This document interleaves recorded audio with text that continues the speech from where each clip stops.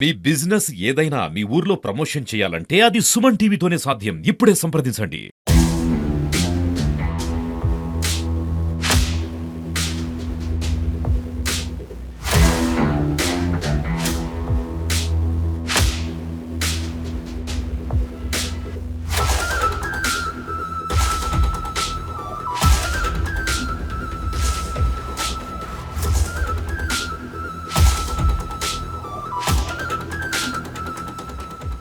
నమస్తే, welcome to Suman TV. Nizamabad జిల్లా వ్యాప్తంగా డెంగ్యూ కేసులు దడ పుట్టిస్తున్నాయని చెప్పుకోవచ్చు.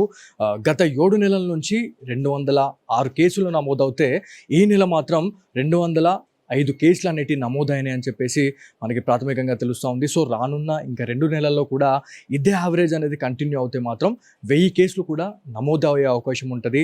సో నిజామాబాద్ జిల్లా ప్రజలు, అదేవిధంగా తెలంగాణ రాష్ట్ర ప్రజలైతే చాలామంది భయపడుతున్న సిచ్యువేషన్ అయితే ఉంది. సో ఒకసారి ఇది అంశంపై మనతో మాట్లాడడానికి నిజామాబాద్ జిల్లా సూపరింటెండెంట్ గారు అయితే ఉన్నారు. మ్యామ్, చాలా దారుణంగా ఉంది పరిస్థితి. ప్రతి ఇంట్లో వైరల్ ఫీవర్స్ అనేటివి ఉన్నాయి. డేంజర్ బెల్స్ అనేటివి మోగుతూ ఉన్నాయి నిజామాబాద్ జిల్లా వ్యాప్తంగా. సో ప్రజలకు ఏం చెప్పాలనుకుంటున్నారు? ప్రతి సీజన్‌లో కూడా సీజనల్ వ్యాధులు పెరుగుతాయి. సో, ఈ సీజన్‌లో కూడా మనకి డెంగ్యూ కావచ్చు, ఇతరత్ర వైరల్ ఫీవర్స్ కూడా కొంచెం పెరిగాయి. ప్రజలు ఫస్ట్ మీరు భయాందోళనలు వీడండి. ఇంట్లోనే ఉండి మంచానికి అతుక్కుపోయి సీరియస్ అయిన తర్వాత బయటికి రాకుండా ఎర్లీగా డయాగ్నోస్ అయినంటే మీకు జ్వరం వచ్చిన 2 రోజుల్లో తగ్గనట్టయితే ఖచ్చితంగా డాక్టర్‌ని సంప్రదించండి. అండ్ దానికి సంబంధించిన పరీక్షలు ఏమైతే ఉంటాయో అవి చేసుకొని మీకొచ్చిన జ్వరం ఏం జ్వరము అని కన్ఫర్మ్ చేసుకొని దానికి సంబంధించిన చికిత్స తీసుకున్నట్టయితే జ్వరాల నుంచి బయటపడే అవకాశం ఉంది. ఈ మధ్య కాలం చూసుకుంటే చిన్న చిన్న పిల్లలు కూడా ఈ డెంగ్యూ కేసెస్ నమోదైన తర్వాత, ఈ ఎఫెక్ట్కి గురైన తర్వాత చనిపోతూ ఉన్నారు.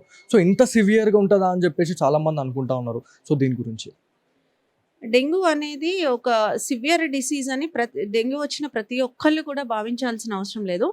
మా గవర్నమెంట్ జనరల్ హాస్పిటల్లో మాకున్న అనుభవంతో మా దగ్గర నెలకి ఆల్మోస్ట్ 100 మంది పేషెంట్లు అడ్మిట్ అవుతున్నా కానీ ఒక డెత్ కూడా ఇప్పటి వరకు మాకు నమోదవ్వలేదు. ఎందుకు నమోదవ్వలేదు అని అంటే వచ్చిన వాళ్ళు అందరూ కూడా ఎర్లీ స్టేజెస్లో వస్తున్నారు. దానికి సంబంధించిన ట్రీట్మెంట్ మేము ఇస్తున్నాం. అలాగే ప్రతి ఒక్కరికి కూడా ప్లేట్లెట్స్ అనేది అవసరం లేదు. మేము ఇంతమంది నెల మొత్తంలో 24 యూనిట్స్ మటుకి ఎక్కించాం. మిగతా వాళ్ళందరికీ ప్లేట్లెట్స్ రిక్వైర్మెంట్ లేకుండా కూడా మంచిగా అయిపోయారు. సో ఎందుకు క్రిటికల్ అవుతుంది డెంగ్యూ అంటే, ఎందుకంత సీరియస్ అంటే లేట్గా రావడం మూలంగా, చాలా కౌంట్స్ పడిపోయినప్పుడు రావడం మూలంగా dengue haemorrhagic syndrome, dengue shock syndrome అని 2 రకాలు వస్తాయి. ఆ స్టేజ్కి వెళ్ళినప్పుడు ఇర్రివర్సబుల్ ఉంటుంది. సో దాన్ని మళ్ళీ వెనక్కి తేవాలంటే చాలా కష్టం. సో ఎర్లీగా వచ్చినప్పుడు ఇలాంటి ఇబ్బందులు తలెత్తవు. అంటే డెంగ్యూ మాకు వ్యాధి వచ్చింది అని చెప్పి తెలవడానికి సిమ్టమ్స్ గురించి మాట్లాడుకుంటే ఎట్లాంటి సిమ్టమ్స్ ఉంటాయి మ్యామ్? ఏ వైరల్ ఫీవర్కైనా కానీ కామన్ సిమ్టమ్స్ ఉంటాయి. బాగా ఎక్కువగా జ్వరం రావడము, అండ్ మనకి ఒళ్ళు నొప్పులు రావడము. అండ్ డెంగ్యూకు ఉన్న ప్రత్యేకత ఏంటిదంటే దీన్ని బ్రేక్ బోన్ ఫీవర్ అంటారు. అంటే ఎముకలను ఇరిగిపోయేంత నొప్పి వస్తుంది. సో బోనీ పెయిన్స్ అనేవి చాలా ఎక్కువగా ఉంటాయి డెంగ్యూ ఫీవర్లో. అండ్ ర్యాష్, స్కిన్ మీద చిన్న చిన్న చుక్కలతో కూడిన ర్యాష్ రావచ్చు. ఇవన్నీ డెంగ్యూ లక్షణాలు.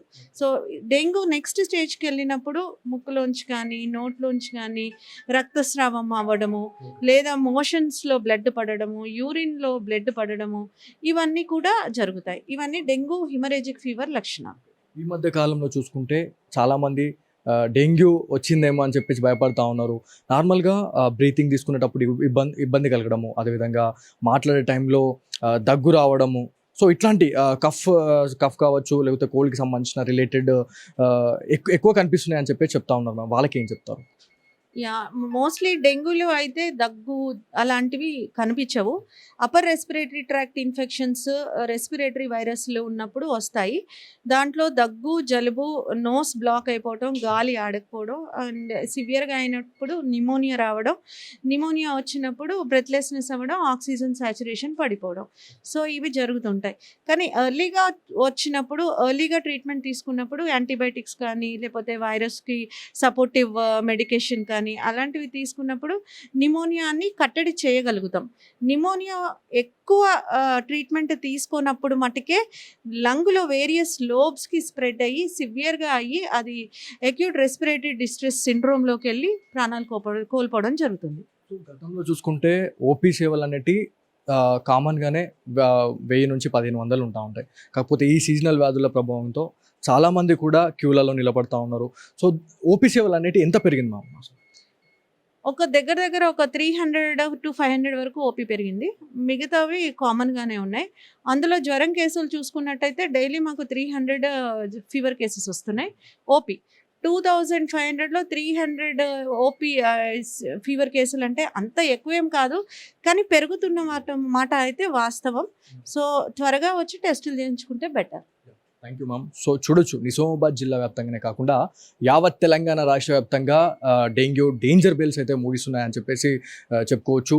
ఎలాంటి సిమ్టమ్స్ ఉన్నా కూడా అసలు నెగ్లెక్ట్ చేయొద్దు. ఏమైనా మీకు ఎక్కువ ఏమైనా ఇబ్బంది కలిగినా కూడా డాక్టర్స్ని వచ్చి సంప్రదించండి.